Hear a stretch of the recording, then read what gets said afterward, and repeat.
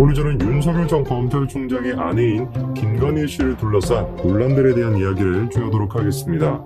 윤석열 전 검찰총장이 최근에 이제 대선 출마 선언하고 난 뒤에 계속해가지고 꼬리표처럼 붙어 나오고 있는 것이 바로 윤석열 X파일이라는 것이죠. 그냥 찌라시에 불과한 윤석열 X파일이 여당의 지금 정치적인 목적과 그리고 또 언론사들 또한 마찬가지로 정치적인 목적으로 연관되어 있는 그런 지금 언론사들로 인해가지고 계속해가지고 부각이 되고 있는 것입니다. 그리고 윤석열 X파일에 등장하는 또 다른 지금 얘기가 뭐냐? 여러분들이 아마 기사를 보시면서 보셨을 줄리라고 하는 이름입니다. 오늘 제가 영상을 통해서 좀 말씀드리고자 하는 것이 무엇이냐면 도대체 줄리가 뭐냐? 내가 기사 제목을 보니까 뭐 줄리가 됐건 윤석열 X파일이 됐건 뭐 김건희 씨가 됐건 그런 얘기들이 나오는데 이거 막 복잡해가지고 뭔지 모르겠다라고 하시는 분들 그분들을 위해서 제가 지금 영상을 찍습니다. 도대체 윤석열의 아내인 김건희 씨와 관련돼서 어떤 지금 소문이 나오고 있는 것인지 그리고 그 소문의 근거가 있는 것인지 그거에 대한 이야기를 좀 해보고자 합니다.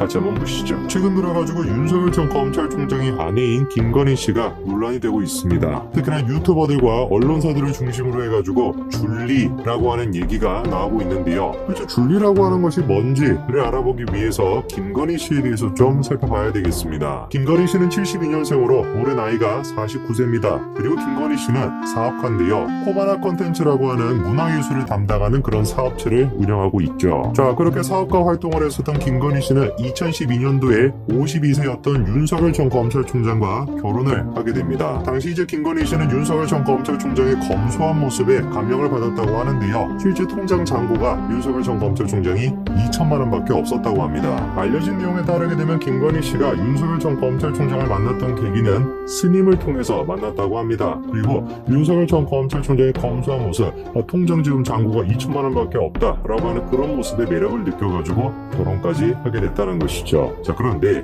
이거에 대해 가지고 이제 첫 번째 논란이 나오고 있습니다. 그렇게 통장 잔고가 2천만 원 정도밖에 없었던 윤석열 전 검찰총장이 어떻게 된 것인지 결혼하고 난 뒤에는 재산이 어마어마하게 불었던 것인데요. 당시 이제 윤석열 전 검찰총장이 공개된 재산을 좀 보시게 되면은 총 합계가 65억 9,706만 원 가까이가 됐습니다. 그 중에서 본인 재산은 2억 1,300만 원 그 정도밖에 안 돼요. 사실상 그러니까 김건희 씨가 60억이 넘는 그런 재산을 가지고서 윤석열 전 검찰총장과 결혼했다라고 봐야 되겠죠.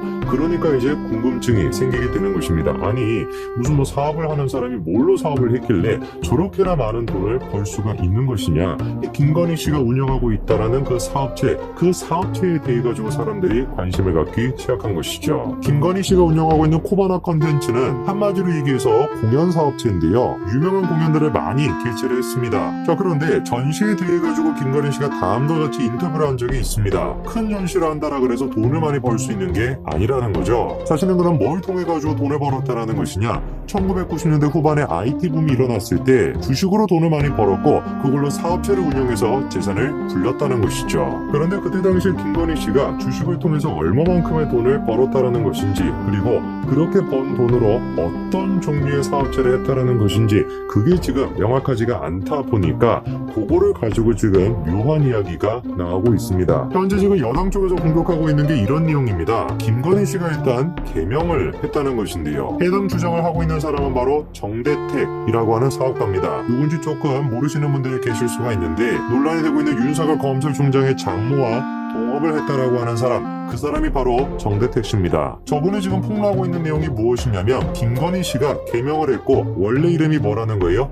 김명신이라는 겁니다. 연예인이 아니고서야 그리고 이름이 뭐 너무나 이상하지 않고서야 개명을 하는 경우는 거의 없을 겁니다. 그러다 보니까 왜 도대체 김명신이라고 하는 이름을 갖고 있던 사람이 김건희로 이름을 개명을 했냐 뭔가 숨기고 싶었던 과거가 있던 것이 아니냐 이런 식으로 지금 여당이 공격하고 있는 것입니다. 자, 그러면서 지금 나오고 있는 얘기가 뭐냐면 알려진 거와 다르게 김명신 씨는 명일여자고등학교를 나왔고 그리고 단국대학교 천안 캠퍼스 출신이라는 겁니다. 원래 이제 처음에 윤석열 전 검찰총장이 검찰총장 후보자로 이제 지명이 되면서 아내에 대한 얘기가 나왔을 때 이 김건희 씨 같은 경우는 서울대학교를 졸업했다 이렇게 이제 알려졌었거든요. 그런데 지금 나오고 있는 얘기는 단국대학교 천안 캠퍼스를 나왔고 심지어 저 학교를 졸업조차 하지 못했다 이런 얘기가 지금 나오고 있습니다. 학력과 관련된 문제뿐만 아니라 김명신 김명신 씨가 결혼을 한 적이 있다라고 하는 그런 얘기까지도 나오고 있습니다. 내용을 좀 보시게 되면 김명신 씨가 28살 즈음에 2000년도인데요. 혼인신고도 하지 않은 채 노보텔 예식부에서 아산병원 산부인과 의사와 결혼했다는 겁니다. 그런데 그 의사와 4년 정도의 시간을 보내고 난 뒤에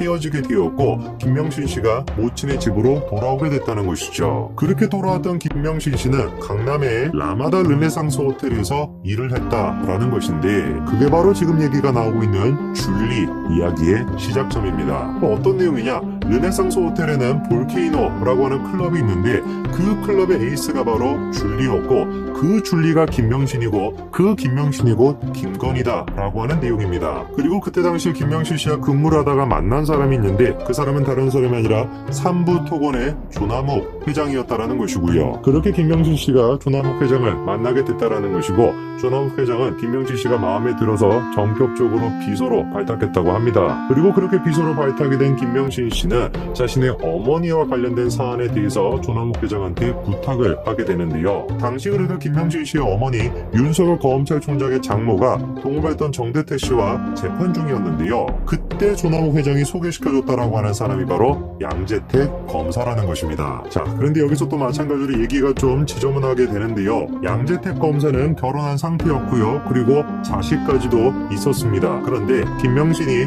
양재택 검사와 서울 아크로비스타 그 아파트에서 동거를 했다. 이런 지금 이야기가 나오고 있죠. 그러니까 지금 갖다 붙일 수 있는 얘기는 다 갖다 붙이고 있는 겁니다. 술집 여자 출신인 것이다. 근데 거기서 끝나는 것이 아니라 회장 누구를 만나가지고 그 사람의 소개를 지금 검사를 소개를 받았고 가정이 있었던 사람임에도 불구하고 그 사람과 동거까지 했다. 누구를 위해서? 자신의 어머니의 재판에 위해서 갖다 붙일 수 있는 모든 소재는 지금 다 갖다 붙이고 있는 것이죠. 그리고 이 사람들이 지금 하는 얘기가 뭐냐면 저 양재택 검사가 검사장으로 승진하는데 실패했대요. 그래가지고 이제 김명신이라고 하는 사람이 새로운 인물로 대체하게 되는데 그 사람이 누구냐? 그게 바로 그때 당시 대검 중수부에 있었던 윤석열 전 검찰총장이라는 것입니다. 윤석열 전 검찰총장을 만나면서 김명신 씨는 성형수술까지도 했다라고 하는데요. 그렇게 성형수술까지 마치고 이름까지 개명하고 난 뒤에 2012년도에 윤석열 전 검찰총장과 결혼을 하게 됐다라는 것이죠. 자, 그런데 대한민국에서 여당들이 그리고 진보 좌파들이 만드는 음모론에는 꼭 빠지지 않는 한 가지가 더 있지 않습니까? 그게 바로 삼성이라고 하는 존재죠. 당연히 지금 이제 윤석열 검찰총장과 김건희 씨에 대한 얘기를 할 때도 삼성의 존재가 빠지지 않습니다. 그 등장하는 사람이 누구냐? 바로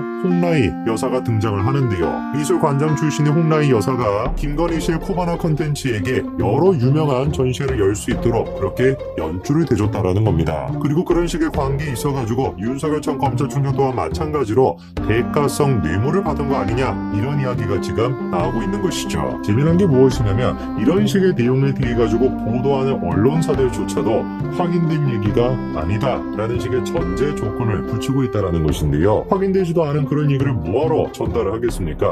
이유가 간단한 것이죠. 가십거리로 지금 쓰는 것이고 윤석열 검찰총장에 대해 가지고 그냥 흠집내기 용으로 만들어내고 있는 얘기 그게 다인 것입니다.